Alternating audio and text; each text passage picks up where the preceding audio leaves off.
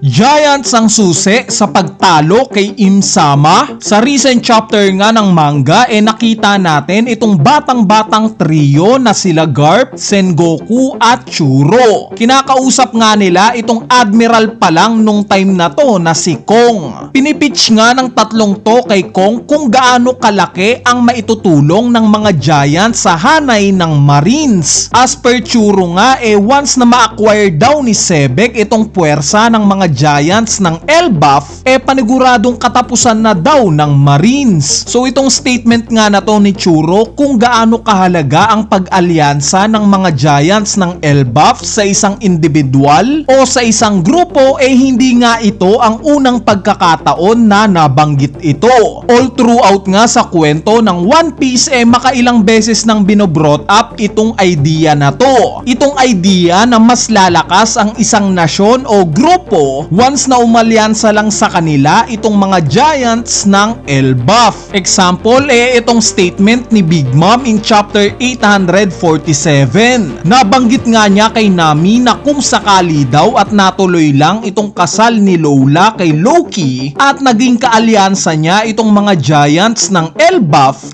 panigurado daw. Kaya niya nang patumbahin itong sila Kaido, Shanks at Whitebeard. So ganito nga kalala yung claim ni Big Mom sa lakas ng mga Giants ng Elbaf. Iniisip niya na kaya niyang patumbahin itong mga kapwa emperors niya sa tulong ng mga Giants. Bali itong claim nga na to hindi lang basta nonsense claim o parang nagmumukhang delusional itong claim ni Big Mom. Dahil kung may karakter man na pinakakilala itong mga Giants outside Elbaf malamang na si Big Mom na ito. Since alam naman natin na at some point nagstay siya sa Elbaf at nakasalamuha niya yung mga Giants dito.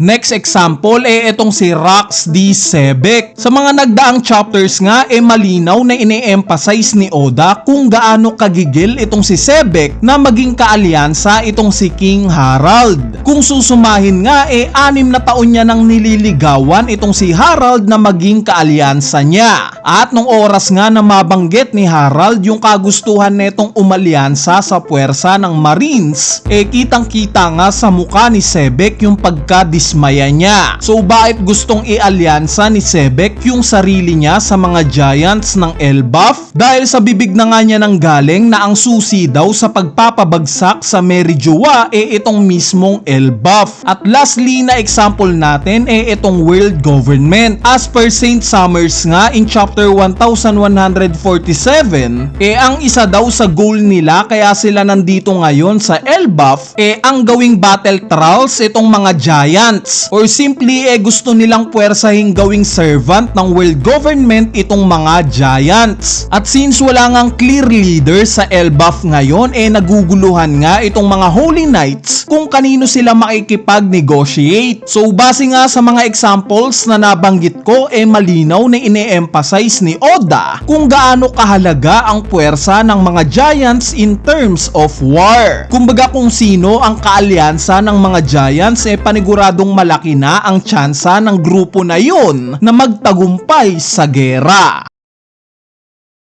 Ngayon dito nga tayo mapapaisip na kung ganito pala kalaki ang maitutulong ng mga Giants sa isang nasyon o sa isang grupo, bakit hindi kaagad ito inaksyonan ng world government? Bakit sa simula pa lang ayaw na nilang pilitin kaagad itong Elbaf na umalyansa sa kanila? Diba nakita naman natin kung gaano nagmamakaawa itong si King Harald sa world government para lang maging kaalyansa nila? Diba dapat wala nang argumento o kapalit pa gawin na nilang kaalyansa kaagad itong si King Harald? Since kung aalyansa pa nga ang mga Giants sa kalaban nila paniguradong problema pa ito para sa world government. Bali ang magiging sagot nga sa tanong na to confidence. Yes guys, confident itong world government, specifically si Im-sama, na kaya niyang patumbahin ang lahat. Nakita naman natin kung paano niyang saglit lang nabaliktarin itong mga Giants ng Elbaf sa pamamagitan ng Dome Reverse niya. Meaning sa point of view ni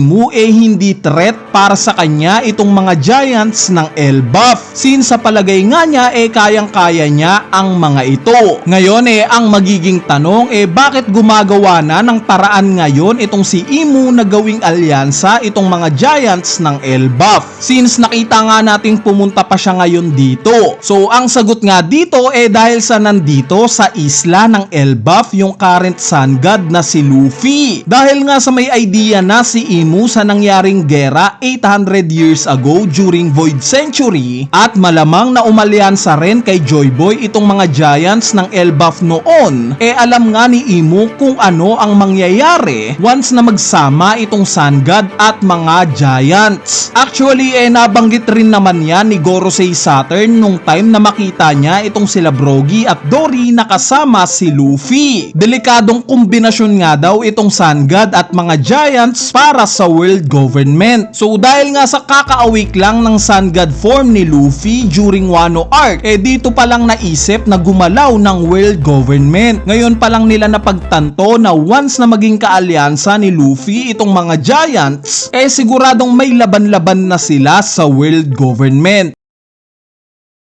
Kung iisipin nga natin, itong ginagawang pagpe-prevent ng world government na maging kaalyansa ni Luffy itong mga giants ng Elbaf, actually na maglilid pa sa downfall nila imbes na prevention. Kumbaga lagi namang ganito. Kung matatandaan nyo, during Wano arc, sa kagustuhan ngang pigilan ng world government na ma-awake ni Luffy itong devil fruit niya, mas tinulungan pa nga nila si Luffy na ma-awake itong Gear 5 niya. Yung tinutukoy ko nga itong pag-i-intervene ng isang Cyberpol agent sa laban nila Luffy at Kaido. Imbis nga na mamatay si Luffy sa tulong ng CP0 na to, ito pa nga ang nagbigay ng susi kay Luffy para ma-awake niya itong devil fruit niya. Similar sa senaryo ngayong Elbaf arc, sa kagustuhan ni Imu na hindi pag-alyansahin itong mga giants at si Luffy, mukhang maglilid pa nga ito sa matibay na pag-aalyansa ng dalawang grupo na to. Dahil kung marirealize nga natin,